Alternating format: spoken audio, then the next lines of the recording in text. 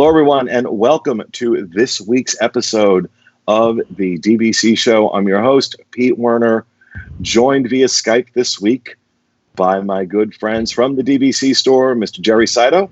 Hello, everyone. And from her lair up in the northern part of Florida, Ms. Jackie Gailey. Hi, guys. And I don't know if you're on camera or not, but Craig's producing. Yep. Right Just now. to say hi right now, at least. Yeah, he knows nothing about DVC, but he's got a solid internet connection and seems to do pretty well producing these. So Knock on we're wood. making Craig do double duty. So, well, welcome, folks. Happy Monday in quarantine, assuming you're in quarantine like the rest of us are. This week, well, first I wanted to make sure I mention that we are sponsored by dvcstore.com. And as I've been saying with a lot of our other shows, if you like the content that we are putting out, then please show your support by supporting our sponsors, in this case, DVC Store.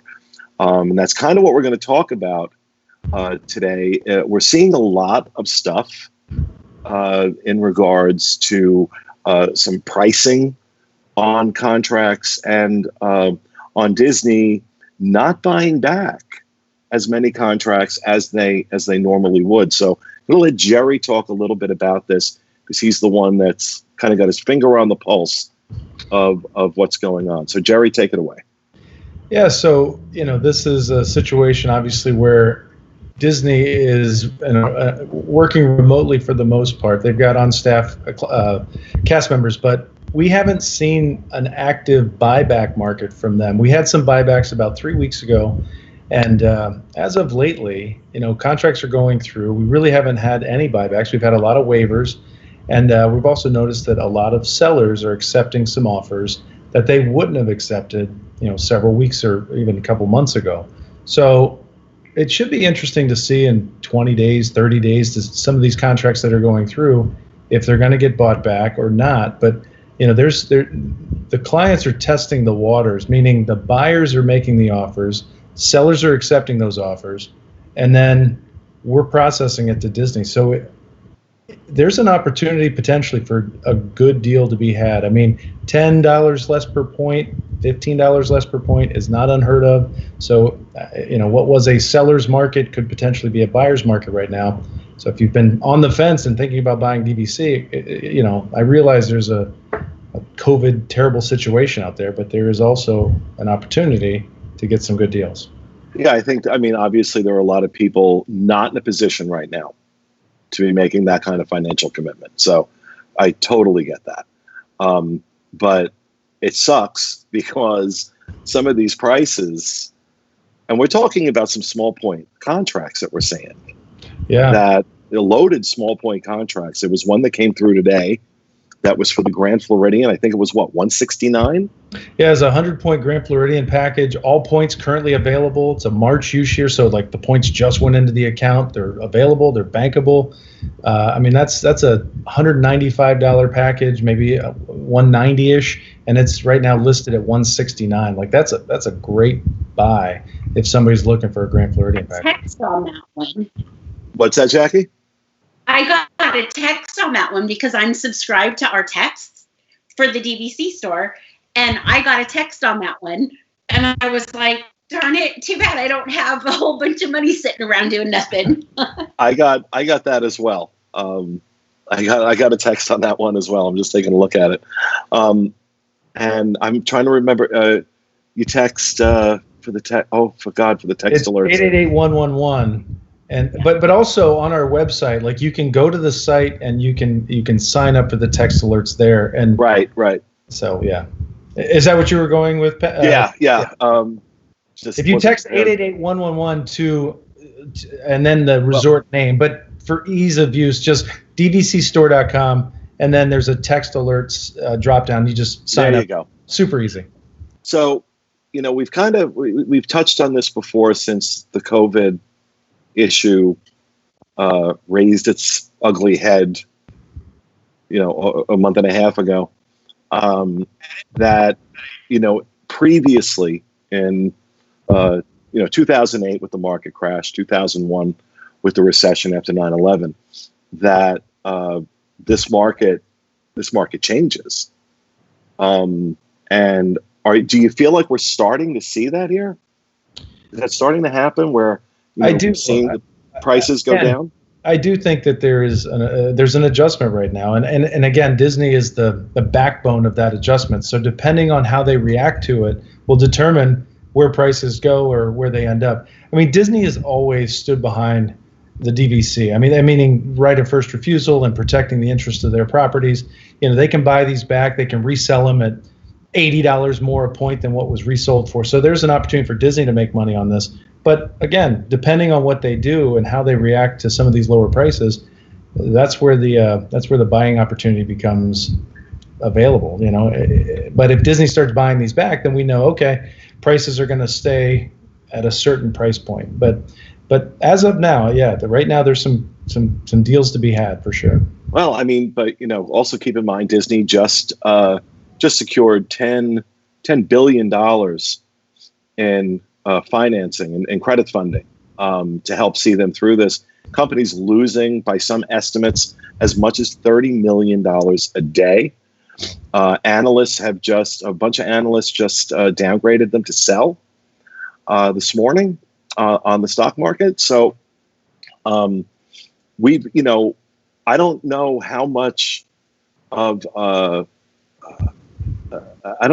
guide 2001 and 2008 are going to be for this, because this is like nothing we have ever seen before. Yeah, I totally. Every single Disney park in the world is closed right now. Some of them have been closed for months. What's that, Jackie? I still can't believe it. Like, I feel like we're in a movie. Crazy story. We are. It's called Contagion. That predicted all of this. Okay, it predicted all of this. It's frightening. I went back and watched that movie, and it was like, whoa, boy, you really nailed it. They really nailed it. If you haven't watched Contagion, please go watch it. Yeah, there was a TED Talk with Bill Gates that talked about this back in like 2016, about how a virus could really, destroy the economy and turn the world upside down. I've heard other things from politicians talking about potential virus issues that could really mess things up, and to see it happening is very scary, and hopefully this all reverses soon, but it is frightening to see. And this is unlike, like you said, 2007 or 2008 market crash. Obviously not like the 2001 September 11th attacks, but there's some parallels, but this is different. This is Disney's closed and no end in sight, so it is scary. Well, what was that? I'm sorry, Jackie, were you getting ready to say something? No, I can't believe that they've taken us out like this, that this virus has taken us just to our knees as a whole. It's mind-boggling. It really is. It really is. I think the point I was going for was that, anything's possible right now. And I don't want to sound opportunist with this. I'm just talking in reality here. This is a real estate transaction, and the economy's been hit. That normally hits real estate. Right. So it's, for people that were on the fence about buying, this might be a good time to buy. And we don't know at what point. DVC is not going to allow the bottom to fall out of this. They're just not. So the question remains, how low will it go? Like I said, when I saw that Grand Floridian come through, I was like, oh, wow. Okay. And that being said, even the market being tested right now is interesting, because we don't know how Disney's going to react. Like, for example, Saratoga Springs usually sells 98 to 105 per point. We've seen packages sell 95 a point, 92 a point. We don't know if Disney's going to buy those back. We're still in that transition where we're waiting for a response, but the packages are selling at a little bit lower than typical market. So that's, in 2-3 weeks we'll know, we'll have a little bit better idea. But there are some opportunities for sellers to accept. Sellers wouldn't accept those offers several weeks or months ago. So that's, we'll see what happens. Right. Well, and I just want to mention that, when you make an offer on these, don't be stupid. Right. Okay. Don't be stupid. Don't offer $75 a point for a Grand Floridian. You're wasting everybody's time. Right. Okay. Because even if the seller said, yeah, Disney's, you just handed that to Disney. Okay. You just handed it to Disney. You'll never see it.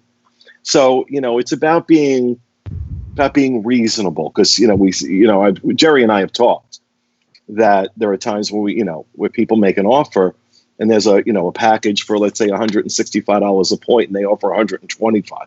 Well, you're wasting everybody's time. Nobody's going to take that. And even if they did, Disney was never going to allow it. But as you said, the opportunity's there to negotiate a little bit more now, maybe, than a month ago. Right.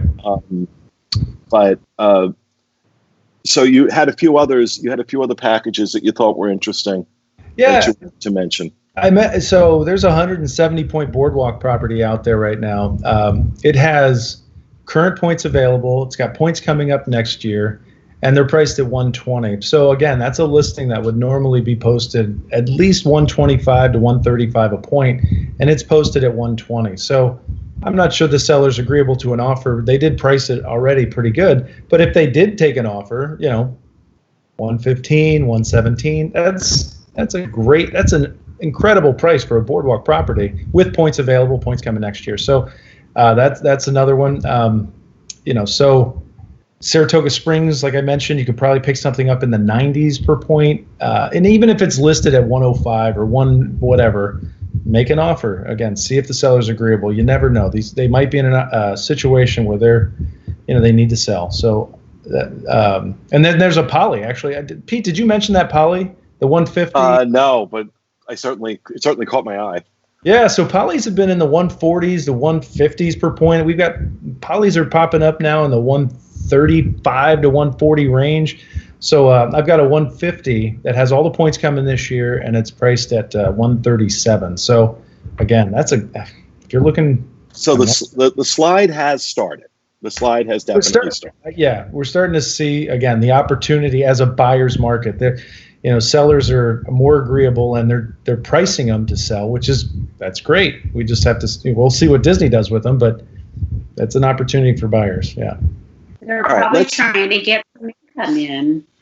The people that want to sell, the people who want to sell, they're probably trying to get some income in somehow. Yeah, absolutely. That's exactly right. It's a luxury item. So yeah, more so than just regular before all of this, Absolutely. Yeah, that's exactly. Have you been seeing a lot of stress selling, Jerry?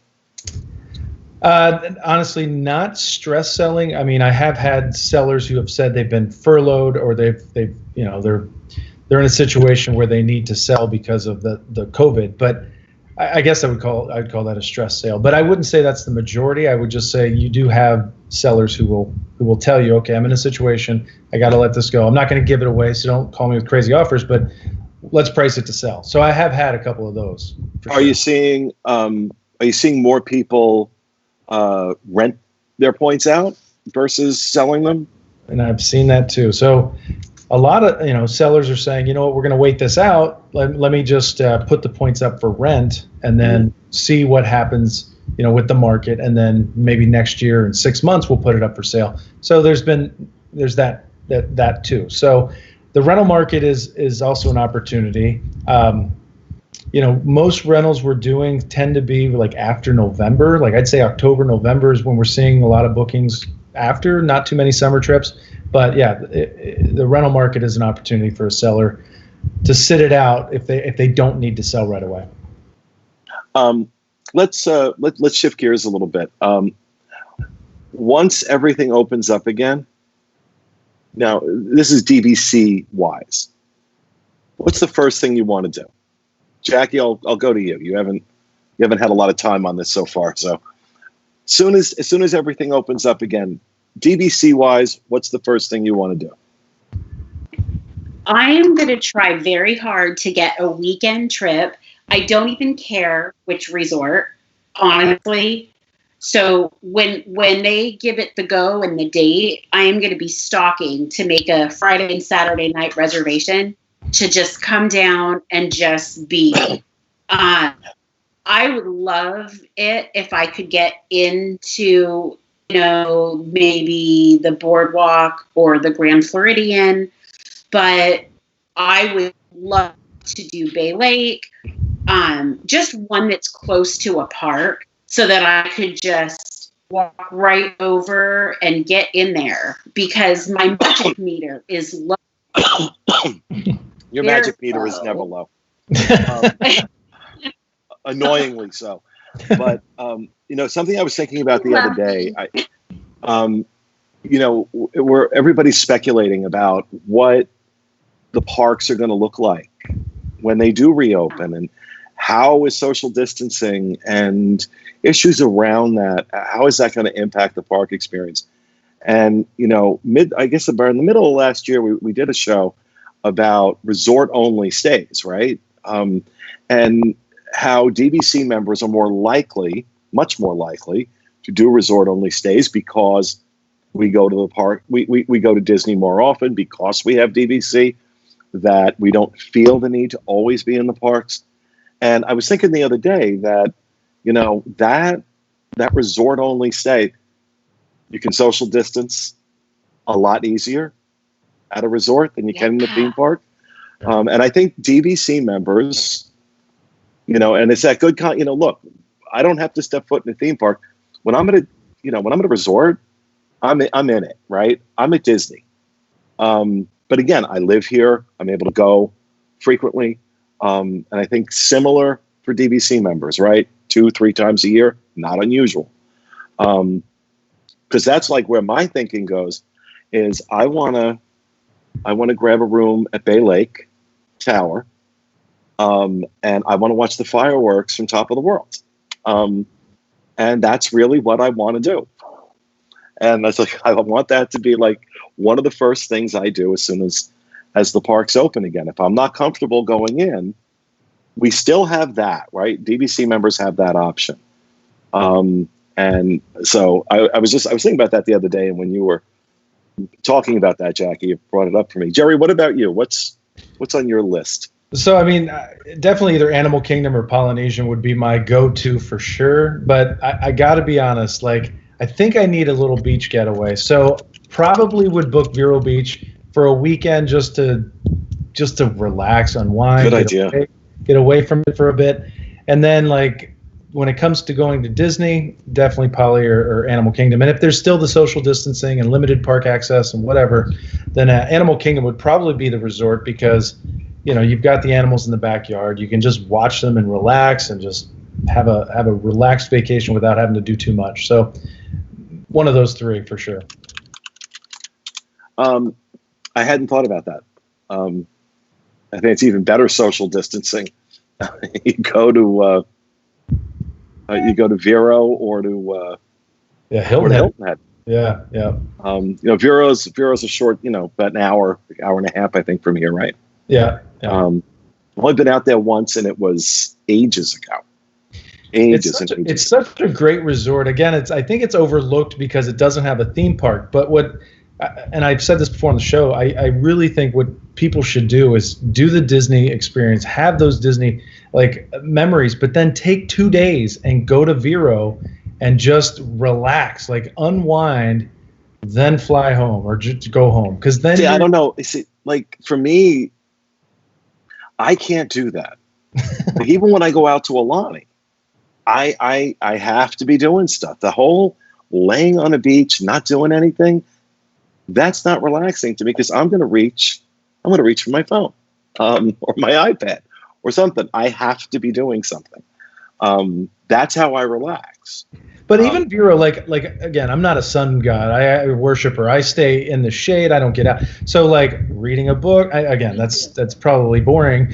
But reading a book or playing putt-putt golf with my kids or going swimming in the pool when I don't feel like I have to be at a theme park or I have to be at this restaurant at a certain time or whatever. It's just like so relaxed. Like, okay, we're gonna do this, and there's no time constraint, or I don't have to be anywhere. That's what I like. It's not about the beach. The beach is nice because you look and it's the oblivion. You just look out into the ocean and your imagination goes wild. Like, wow, look at that. It's so beautiful. But that's about as far as the beach as I go. I don't really go in the water and I don't lay on the sand. I just kind of like the numbness of tranquil. It's nice. I'm so glad that you're like that because I'm so the same way.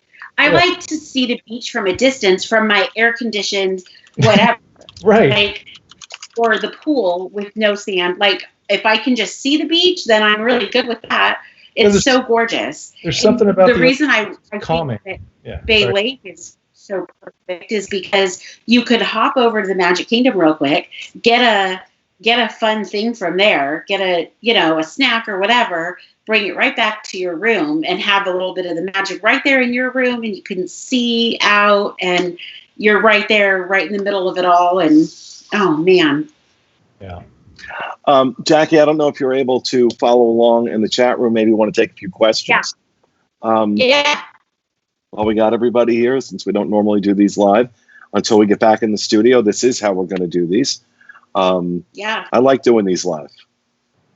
Me too. I've been enjoying it from home when we do it, but when I'm just listening in, it's fun because there's absolutely nothing going on at home. Absolutely nothing. And so when you get a ping on your phone that says, "Hey, the DIS Unplugged is live," it's like, "Oh, cool, something to do." Friends. Yay. So, if you have any questions, go ahead and post them in the chat room, and we'll answer them if we feel like it, or mock you if we think your question is stupid. Kidding. Not really. But, hey, guys, lay down. They're having a party. Bill Perry says that he canceled their Walt Disney World trip for May, but they just booked their first ever trip to Aulani for September. Pretty excited. I want to tell you, Aulani, truly one of my favorite places in the world. And I've stayed at other hotels on Oahu. I don't think there's anything that compares to Aulani. And it's not just because of the Disney elements of it, but it's so brilliantly, beautifully done. I love Aulani. I can't wait to get back out there again. So, really beautiful. The color of that water out there is gorgeous. People are wanting to know if we think that the resorts are going to open before the theme parks or if they'll open both at the same time when they decide. It's so hard to say. I don't think, I've said this before. I don't think you're going to see an either or. I think you're going to see a very controlled opening. I do not think you're going to see theme parks and water parks open at the same time. I don't think you're going to see all water parks open at the same time. I think hotels are different. I think hotels will open. But again, they're going to have to, we have no point of reference on this, right? It's just nothing like this has ever happened before. So everything is speculation, right? Everything is speculation. But I don't see, shy of them being able to do on the spot COVID-19 testing of every single person that goes into the theme park, which is just not feasible. Shy of that or a vaccine, they are not going to be able to open up everything and say, come on in. They're going to have to do some kind of measured, controlled opening. And then we get into, virtual queues and how do you maintain social distancing? And how many people can you let in? Is the Magic Kingdom going to be okay with 20,000 people in it? Or does it have to be less than that? And then who, let's say if it's 10,000 people that they let in, who are those 10,000 people? And what's the game on Magic Kingdom? What is a typical like how many people can get into Magic Kingdom before it gets crazy busy? Is it 50,000? Like when does it get overcrowded? Mickey's Not So Scary Halloween Party. But look, I think 50,000's out of the question. Oh, of course, yeah. Out of the question. Yeah. I think for the Magic Kingdom, they might be able to do more at Epcot because of the way Epcot is laid out. In fact, I think Epcot will be the first park to open because of how it's laid out and how it absorbs its crowds. I think it's easier to do social distancing in Epcot. And I know, we've speculated that they may make masks mandatory. And people are like, I'm not wearing a mask. I'm not. Well, then again, shy of spot testing every single person that goes into that park or a vaccine. I don't know how they're going to do it. I really don't. There was one financial analyst this morning speculated that Disney won't be able to reopen the parks until January of 2021. I think that's extreme. I really do believe we're going to start seeing movement on this in June, late May, early June. I'm still. Oh, what the heck was that? That's my small 154-pound Akita. Nice. Okay. Okay. Sorry about that. So it really is. It's anybody's guess. It's anybody's guess, but I don't think we're going to see any kind of mass opening. I don't think we'll have a mass opening this year. I think January 2021 might be the time frame that everything is open, right? And we're somewhat back to normal.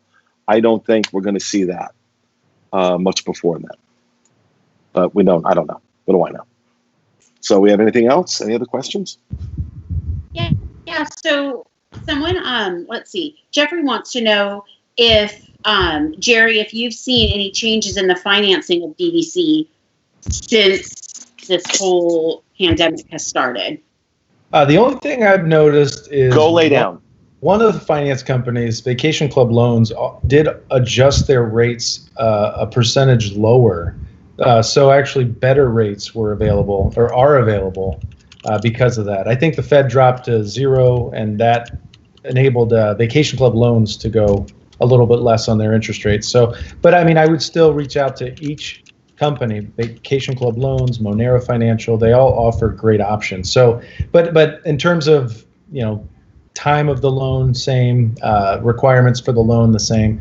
But I think their interest rate might have dropped slightly because of the Fed dropping to help, stimulate the economy. Yeah, that makes sense too. Let's see. We have lots of questions. So we have Amy, who they've only ever been, they come from the UK, and she said that when they come for 3 weeks, and they've only ever been in August. And so if the parks are still closed in August, they're going to reschedule it for a different time. And she is wondering what we think is the best time of the year for that long of a vacation. January. I mean, January coming from the UK, January in Florida is amazing. I think the UK is cold, it's gray, it's dreary. At least in Florida, it's going to should get blue skies and 70-degree weather, or, could be a cold front. But for the most part, nice time to be here. So, yeah, I agree. I think January's good. Yeah, what about you, Jackie? What do you think? That's what I was going to say, too, is I really think that January and February are just fantastic because the weather is just chill and the humidity isn't kicking yet. So you can really, it's pleasant, and that's something that you don't really describe describe August as down here. No. That's a tough time to come because it's so hot. It rains every day. It's humid, so it's it's hot. Yeah. It's tough. Yeah, I mean, we had a tough time. When we used to live in Seattle and we used to come here, coming in August, September, school didn't start until after Labor Day back home. So we would come, August, September-ish, because we love Halloween. And it was hard. I mean, that's a tough time of year. So I would say definitely January, February, if you can swing it, school-wise, whatnot. So. All right, let's take one more, Jackie. Let's see. Okay. Let's see. So we have someone who owns DVC at Saratoga, but she wants to buy at Aulani. And she says that she has a December use year. And she's wondering what use year she should target for the Aulani contract. So I always recommend keeping the use year the same, just because it makes booking reservations. If you're going to book less than 7 months, all your points are coming out of that one pool of points, whether Saratoga and Aulani, they're all coming out of that one place. So it makes it easier. If you're booking more than 7 months in advance, use year probably is not going to make that much difference because you're just using the Aulani for that specific reservation, and you're booking farther out than what the Saratoga points are going to allow you.